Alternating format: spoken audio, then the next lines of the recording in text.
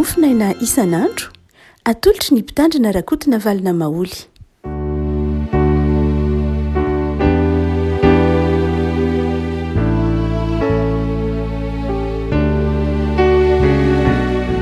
Falimiraba tsika ary avako malala tratry dia alatsinainy fa 7 ny volana martsa ity ny lahatra mofonainantsika ny dia ny bokon'ny faharoa ny Samuela faharoa toko 12 fa 7 ka hatramin'ny 5 vakitsika amin'ny anaran'i Jesosy. Dia hoy natana tamin'i Davida ianao no izy. Izao no lazain'i Jehovah Andriamanitry ny Israely: izaho nanositra anao mpanjakan'ny Israely ka namonjy anao ho afaka tamin'ny taonan'i Saoly, ary nomeko anao ny tranon'ny tomponao sy ny vadin'ny tomponao andefy mandrinao, ary nomeko anao koa ny fiaingan'ny Israely sy Joda. Ary raha mbola tsy ampy anao zany dia nomeko bebe kokoa ianao. Koa nahoana ianao no nanamavo ny tenin'i Jehovah ka nanao izay ratsy hoe masony? Uria Etita nasianao ny sabatra ary nivadiny nalainao vadinao. Eny, efa novonao tamin'ny sabatra ny taranaky Amony izy. Koa noho izany dia tsy ala amin'ny taranako mandrakizay kosa ny sabatra, satria nanamavo ahy ianao ka naka ny vadiny Uria Etita vadinao. Izao koa no lazain'i Jehovah: indro izao efa ahatonga loza aminao avy amin'ny ankonanao ihany, ary esoriko eo masonao ny vadinao ka omeko ny namanao, ary izy andry amin'ny vadinao amin'izao atoandrom-piananary izao. Fa ianao nanao izany tao amin'ny mangingina, ary izaho kosa aneho izany zavatra izany eo anatrehan'ny Israely rehetra sy amin'izao atoandrom-piananary izao. Dia hoy Davida tamin'ny Natana: efa nanota tamin'i Jehovah, ary eo kosa Natana tamin'i Davida: Jehovah efa nanaisotra ny helikao ka tsy ho faty ianao. Nefa noho ny nampitenenanao ratsy ny fahavalon'i Jehovah amin'izany zavatra izany dia ho faty tokoa ianao, faty tokoa ny zaza izay aterakao. Ary Natana no tany an-tranony. Ary Jehovah namely ny zaza izay nateraky vadiny Uria tamin'ny Davida ka dia narary be ny zaza. Ray masonao manamasinana ny fahamarinana ny teninao, ny fahamarinana. Amen. Tantara fantatritsika rehefa malala zany tantara zany tsy izoviana amintsika, satria tantara naneho ny fahalavon'i Davida. Raha nitazana teo andavarangana izy indray maka ka nahita ny vadiny Uria Etita nandro, dia latsaka tao anatin'ny fakapanahy ka naka ny vadiny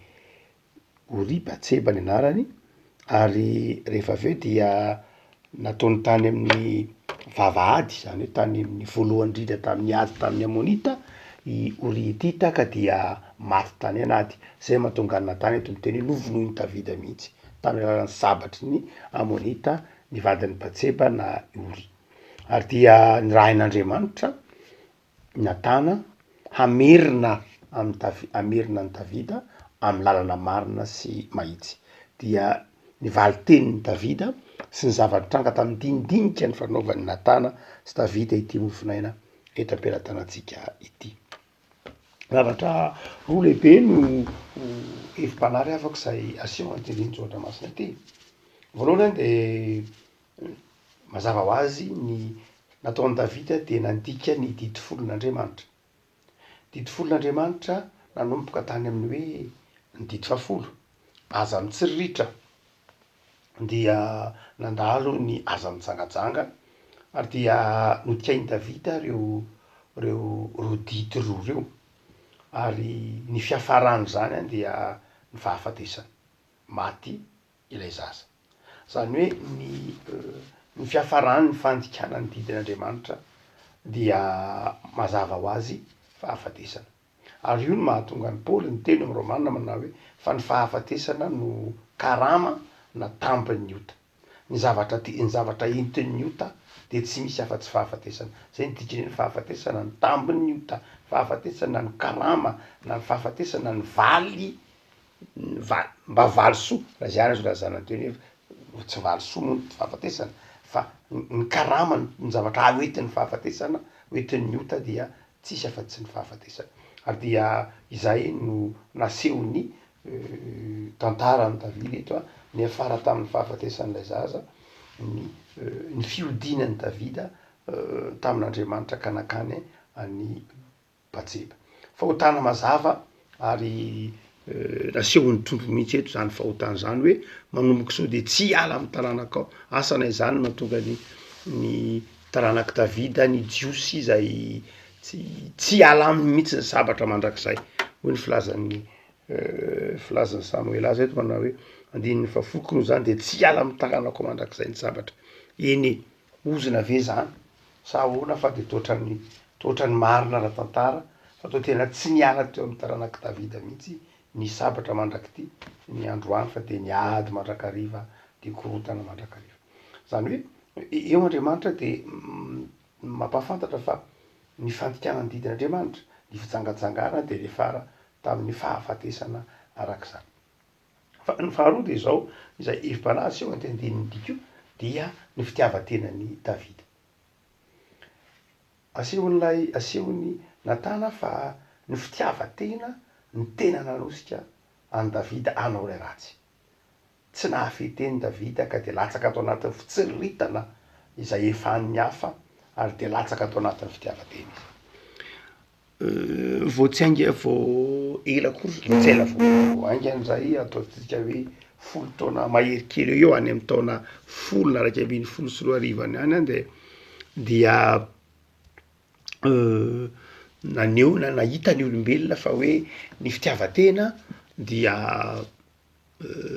ao anatin'ny ati-dohan'ny olona ao anatin'ny ati-dohan'ny olona mihitsy ny tsy anatin'ny fon'ny olona fa ao anatin'ny ati-dohan'ny olona ny fikaroana zay nivoaka tamin'ny taona 121 publication anankiray de hoe ao anatin'ny cortex préfrontal ventromédian zay moa ny filazany azy misy ny ivo ny antsoina hoe fitiavatena zany ao anatin'ny ati-do mihitsy le fitiavatena ary mibaiko ny olona am'izay fotoana zay zany dia amy lafiny scientifique de toy ny hoe misy olona toy ny hoe nateraka ho ty tena na misy olona izay mandeha ho azy aminy fotsiny ny fitiavatena na ny fieritreretana ny tenany ary rehefa natao ny fanadihadiana de betsaka kokoa any États-Unis ny olona zay manana an'io cortex préfrontal ventromédian lehibebe kokoa io raha oharina amin'ny any Chine zany hoe mora latsaka kokoa ao anatin'ny fitiavatena na égoïsme na individualisme ny Amerikana raha toa ka io fanadihadiana zay natao io ary mifanohitra am'izay kosa ny any Chine tsika amin'ny hoe publication tamin'ny taona 121 na 12 tanoany izy io fa raha izay dia raha izay zany de hoe toy ny mora afa-po zany ny olona hoe tsy diso zany ny olona raha ohatra ka hoe voajanahary ao anatin'ny olona ny fitiavatena ka satria tsy nisafidy ny ati-dohan'ny olona de zao tokony tsobedin'Andriamanitra zany raha ty tena tsy eritreritra afa tsy ny tenany ka na de nivadin'olona aza de mety ho alay tahaka an'izay nataon'ny Davida tsy zay fa rehefa nydinina de zao azo atao tsara koa nefa ny miova satria ny ati-do dia karazan-drazana zavatra plastika zavatra natao hoe plastika eto de tsy la hitatsika vokatry ny solitany iny fa malemy zavatra afaka miova zavatra afaka miova bika zany afaka mety miova ka na dia ataotsika hoe io aza le ati-dohan'le olona de zao vokatry ny lafiny ara-panahy na vokatry ny fanabeazana na vokatry ny fitezana na vokatry ny fivan'ny fomba fisainana dia mety azo atao tsara mihitsy miala amin'ny fitiavatena tany amin'ny taona 700 sy 700 sy rivo tanaona de nisy philosophe néerlandais anankiray néerlandais britannika antsoina hoe Bernard Mandeville izay nanoratra n'lay saika fantatry ny akabeazan'ireo zokiray aman-dreny lay fable des abeilles izay miresaka ny momba ny fitiavatena ny fable des abeilles toy izao le tantara raha fitiny ty fable des abeilles dia hoe nisy karazan-drazana tohotantely anankiray russe zany de nisy tohotantely ary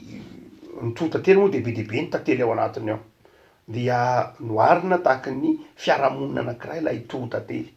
ao anatin'io totately io di misy karazana tantely be dehibe samy manana ny asany ny tantely ao. Misy tantely mitatitra, misy tantely manamboatra an'lay tohatra ao anatin'iny, misy ny tantely mandeha mihazakazaka maka ny fofom-boninkazo, misy asa isan-karazany ao anatin'io totately io. De misy zany de tsy mieritreritra mihitsy afa-tsy n'iny asan'iny, de misy ny mihinana misy ny manatavy tena fotsiny, misy tahaka zany lay zavatra efa mandeha ho azy lay totately. Dia hoy lay anganon'ny Bernard Mandeville hoe iozy izy a de misy fiarahamonina koa tahaka zany ozy, ka nisy fiarahamonina anankiray tahaka ny totately ozy, izay titena daholo ny olona atao anatiny. Ary lay fiarahamonina tahaka lay totately ozy de zao totately anankiray dia fiarahamonina nanjakan'ny fitiavan-tena. Ary ohatra hoe misy a ny manan-karena eo ambony lamosiny mahantra, ny mpitsabo dia faly maka karaman'ny manao zay abetsaka ny volany am-paosiny, ny hatramin'nympotona vavahana dia manao zay abetsaka ny any aminy, ny mpitsara dia tsy manao afa-tsy manao corruption, ny ministre dia tsy manao afa-tsy maka volam-panjakana, ny tsisy mibety ny mpangalatra, ny miaramilana, ny polisy de tsy misy tsy miraharaha zay fa de manao anatina fahalovana. Izay lay ataontsika hoe lay fitiavan-tena nanjaka atao amin'ity tantarainy Bernard Mandeville ity. Fa ny zavatra nitranga hoe Bernard Mandeville de zao, ity fitiavan-tena ity de nampamiratra ilay russe, nampamiratra lay totately. Ary ny lesona zay ampianarina de ny hoe ny fitiavan-tena dia mampamiratra ny fiarahamonina, mahatonga ny olona hiotra, mahatonga ny fiarahamonina mamiratra. Zay ny tiany Bernard Mandeville ty lazaina hoe mampamiratra ny fiarahamonina ny fitiavan-tena. Fa ndray andro izy de niova lay mponina tao am'lay russe dia rehefa niova lay olona de lasa niova fo zany reo olona reo. Ka rehefa niova fo izy de zao te hiala tam'lay fahalovana, te hiala tam'lay fitiavan-tena sy lay toetra ratsy, de zao iny fa nanomboka niena ny rentabilité-ny toe-karena na ny varotra, lasa niena ny vidin-javatra, lasa tsy nanasa tsony ny polisy, tsy nanasa tsony ny miaramila, niena ary nefa rano de zao rava lay fiarahamonina, rava ilay russe. Hafahafa be ilay filozofian'ny Bernard Mandeville, fa ny tiany tenena de ny hoe taonjato valo amby folo moa tsika, de ny hoe tany Angletera de ny hoe ny fitiavan-tena de tsy voatery ho ratsy, fa ny fitiavan-tena de mitondra ny olona ho amin'ny famirapiratana. Ary misy mpanoratra vitsivitsy tahaka an'lay amerikana anankiray nitsoina hoe Ayn Rand, zay nanoratra raha tsy diso roman anankiroa any amin'ny taona 1700 malaza be ity mpanoratra amerikana ity, zay nilaza koa izy ao anatin'ny asa solatrany fa tena ilaina ny fitiavan-tena, zava-dehibe, mampandroso ny fitiavan-tena. Ary tsy izy ihany fa lay économiste anankiray nitsoina hoe Adam Smith de nilaza koa fa zava-dehibe am'lay boky raha tsy diso hoe Main invisible, ny hoe zava-dehibe ny fitiavan-tena fa mampandroso ny olona, mampandroso, mampamiratra ny toe-karena ary mampatsara mihitsy aza ny fitiavan-tena. Ndray maka tany amin'ny taona raha tsy diso ambadiky ny taona 7 na 7 any na 3 de ndray maka nisy colloque nikarakarain'ny faculté de théologie tao amin'ny akademie tam'izany fotoana zany. Dia nilay loahevitra anankiray zay nanaitra mbola fony mpianatra zay tam'izany, dia nivelabelarina mpahay toe-karena malagasy anankiray zay isan'ny nalaza teto anivon'ny firenena sy tao anatin'ny toe-karena mpampianatra teny amin'ny université. Dia nanazava ny loahevitra nomeny pasteur Vedy Michel azy tam'izay fotoana zay de ny hoe ny économie sy ny baiboly miara-dalana ve na hoe manahoana ny fifandraisan'ny économie sy ny baiboly. Dia kristianina ity nanao fa belabelaran-kevitra ity, fa hoy izy manao hoe tsy afaka miara-dalana ozy ny ekônomisy ny baiboly.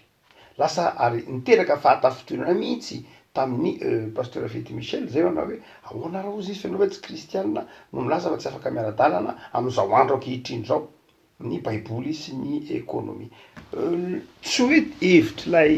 lay mpanadiady akory zay, tsy heviny loatra mazava ho azy kristianina izy, fa te hanazava izy manao hoe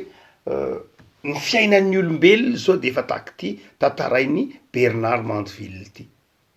Tokony ho mazava fa ny olona zany dia miaina ao anatina fitiavatena, miaina ao anatin'ny tsy fieritreretana afa-tsy ny tenany, ary mety tsy mifalavitra raha mihitsy, tsy afaka mamita tena isika fa raha mijery mihitsy ny fiarahamonina dia mirona, na tsy hoe mbola tonga am'izany ary de efa mirona mitantara am'izay fable des abe tantarain'i Bernard Mandeville hoe toa-bakeo ny fitiavatena, ary tozary maro toerana nge lay fiarahamonina anjakan'ny fitiavatena hoe Bernard Mandeville maro toerana lay izy ary satria lay mahantra zay tsindriny le mpanankarena de manaiky ho tsindriny le mpanankarena ary tsindrin'ireo mpitsetitra moa zany fa tsy voatery hoe mpanankarena, tsindrin'ireo mpitsetitra ireo mahantra ary nizara antranga de zao mahatsiaro miadana ihany izy na de mahantra ary manaiky ilay fandaminana izy, atao hoe fandaminana ve zany lay zava-mitranga izy ho Bernard Mandeville ary tsy mifalavitra andrano mihitsy ny zavatra mitranga ary zay natokana na de nanao antso mafy aza ny marxisme ny hoe ripotrongo vahoamana era-tany andao hitroatra andao hitambatra dia tsy nanahitra ny olona, tsy nanahitra ny olona satria tsy nalaon'ny olona ihany ny janona am'lay rafim-piarahamonina zay anjakan'ny fitiavatena, anjakan'ny hoe samy miezaka, samy manao zay inanany, samy mitsetitra zay azo toetsafy ny sanatry. Ary de izany toe-tsaina zany dia hotsika manao hoe miamazo vahana fa eto ny avako malala ny baiboly de manohitra izany ary izay no natesitra n'Andriamanitra tamin'ny Davida, lay fitiavatena, lay egoisme an'i Davida ndraisiny ary am'andininy faharoa moa de lay ohatra ndraisiny Natana de manao hoe nisy olona anankiray manan-karena, nisy olona raha roa tao an-tanàna ozy ny anankiray manan-karena, ny ray malahelo. Lay manan-karena de nanana ondry amanosy be de be, fa lay malahelo kosa de tsy mba nanana na inona afa-tsy ondry kely vavy anankiray, ary dia nikolokoloina ity malahelo ty ondry vavy kely ty, ary nataony mihitsy zay mba hampitombo zay hampilamina azy. Kanjo rehefa aveo dia tonga ny vahiny de nalain'lay mpanan-karena ilay ondry kelyn'lay malahelo ary iny nataony nahandro ho an'ny vahininy fa tsy lay anazy efa be de be taony nalainy fa lay ondry kelyn'lay malahelo anankiray iny ny mbola nalainy de tesitra Davida izy koa zany olo ratsy fanahy zany de hoe Natana manao hoe ianao zany ty teny zany, efa mba ondry kely anankiray iny, efa zavatra kely anankiray iny mba reharehany ori tita dia mbola nalainao ihany ny vadiny ori etita, zany hoe tena fitiavatena, tsy akasitrahan'Andriamanitra ny fitiavatena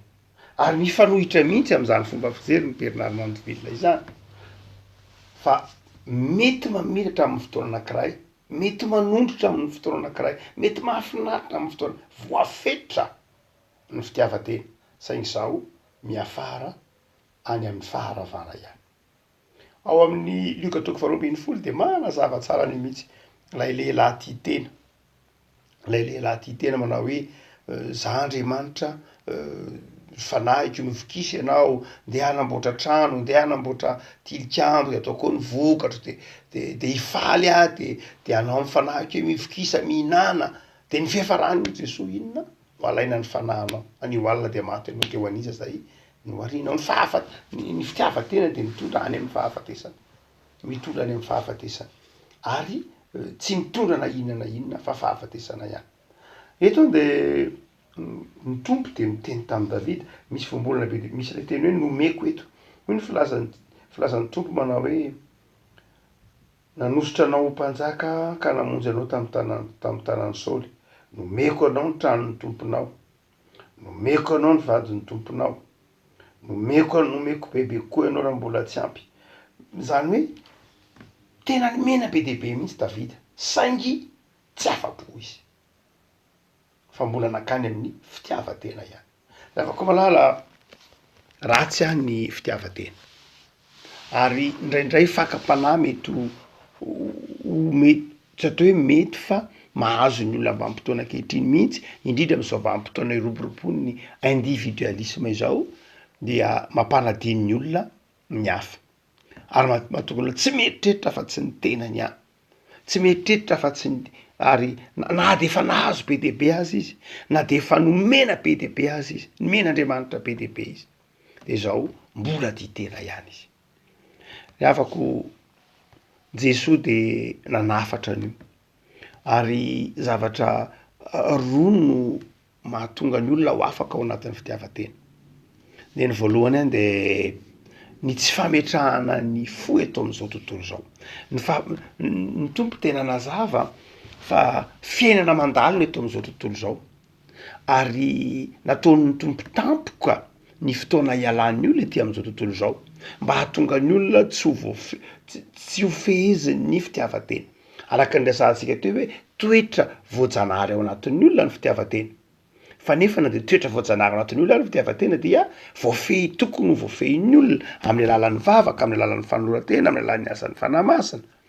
No zany dia ny fitaovana mahatonga ny olona andresy ny fitiavatena de ny hazo fijalian'i Kristy, ny fahatsiarovana fa olona mandalo izy, ny fahatsiarovana fa tsy maharitra ny fiainana eto, ny fahatsiarovana fa ny famirapiratana vetivety eto dia tsy maharitra akory. Fa zava-dehibe zany ny hatsiarovan'ny mpino de avako malala hoe tsy milafy ny tsy maharitra akory, tsy ny famirapiratana eto akory ny tanjony, fa ny fitahiana sy ny fahasoavan'Andriamanitra. Fa ny faharoa zay vahaolana mahatonga ny olona afaka amin'ny fitiavatena dia ny fahaizana mianina sy ny fahatokinan'Andriamanitra. Tsy voatery hoe olona manam-be akory ny ditena, fa mety misy olona tsy manana na inana mihitsy fa ditena ihany izy, na de efa ao anatin'ny fahantrana azy izy de ditena ihany izy. Tahak'izay mitranga ao anatin'lay fabla des abeilles andresahantsika teo, de na de manitra le olona, na de sahirana le olona, de mbola ao anatin'ny fitiavatena ihany izy, fa tsy voatery hoe ny manana ihany ny ditena, fa misy koa tsy manana ao anatin'ny ditena,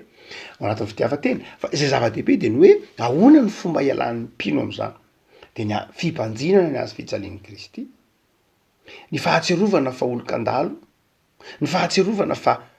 zay eo aminao de nomenanao, zay zavatra eo aminao de nomenanao, fa tsy hoe vokatry ny fiezahanao, dikan'izany zay zavatra nomenanao de fahasoavana. Ary rehefa miteny hoe fahasoavana de zao zany zavatra zay tsy voatery vokatry ny fiezahana, fa vokatry ny fitiavan'Andriamanitra. Satria vokatry ny fitiavan'Andriamanitra de tsy azonao fihinana ho anao rery. Diso ny fijerin'ny Mandeville manao hoe ny fitiavatena de mitondra any amin'ny fahasambarana, na ny fijerin'ry Ayn Rand, na ny fijerin'ry Adam Smith, zany rehetra de vao mankasa manapotika ity zao tontolo zao ty de ny fitiavatena. Fantatsika tsara ny ady lehibe voalohany, fantatsika tsara ny ady lehibe faharoa, ary fantatsika fa zay mbola mitranga mikorotana eto ambonin'ny tany de zao fitiavatena ny ao ambadika izany. Tsy fahaizana mianina am'izay efa nomen'Andriamanitra, tsy fahaizana mianina am'izay efa anjarany misy ny tena, tsy fahaizana mianina am'izay efa mba nomen'Andriamanitra, ary de manimba ny fiarahamonina zany. Fa izay tokony mbola hotsarotsika rehefa ko malala amin'ny hoe ahoana moa ny alantsika amin'ny fitiavatena, dia ao amin'i Jesosy Kristy tompo, ao amin'ny soratry Paoly, manaiky ny fahatiantoka ao Paoly, zany hoe ampy ahy Jesoa, ampy anao Jesoa. Ny olona zay miteny hoe ampy ahy Jesoa, ny olona zay miteny manao hoe ampy ahy ny fahasoavan'Andriamanitra, dia afaka mora miala ao anatiny antsoiny hoe fakam-panahin'ny fitiavatena. Igny revako malala hisokatra amin'ny hafa ianao fa sady manimba fiainan'ny hafa, manimba ny fiainanao, manimba ny finoana, manimba ny fiarahamonina ny fitiavatena. Fitaka ny fitiavatena fa miafara any amin'ny fahavoazana mandrakariva. Ivavaka sika. Tompo misaotra anao zahay noho ny amin'ny tantara zay nomenao anay, ka mampianatra anay hiala amin'ny fitiavatena, hiala amin'ny fitsiriritana ny zavatry ny hafa na ny fananan'ny hafa na zay eo aminy aza. Manafatra anay koa hitandrina ny fiainanay ho amin'ny fahadiovana, hitandrina ny fiainanay hiala amin'ny toetra tsy mendrika isan-karazany ary indrindra koa aza miaro ny hajan'ny tokantranony tena sy ny tokantranony hafa. Tompo de mivavaka izahay mba anjaka amin'ny fiainana isan'andro ny fiadanana sy ny fifaliana. Esory aty anatinay ny fitiavatena, afao zahay, ataovy afaka miteny mandrakariva fa ampy ho anay ny fahasoavanao. Ataovy reny mandrakariva koa ny teninao fa ampy ho anay ny fahasoavanao. Ary mivavaka zay ho an'ny fiarahamonina izay anjakan'ny fitiavatena ka miteraka fahoriana sy fampahoriana ho an'ny maro. Dia vao amin'ny fitiavatena ny firenenay, vao amin'ny fitiavatena izao tontolo zao. Fa ny azo fijalianao zay fanafoanantenany anjaka ao am-pon'ny mpino, anjaka eto amin'ny firenenay ka hananany toe-po mahay mizara, toe-po mahay mianina am'izay efa nomenao anay. Dia mametraka ny fiainana tsiray avy am-pelantananao zay Tompo, ho fiainana feno fizarana, ho fiainana feno fifaliana, ho fiainana feno fianinana sy fakasitrananao am'izay nomenao ho tantaninay. Amin'ny anaranao Jesosy. Amen.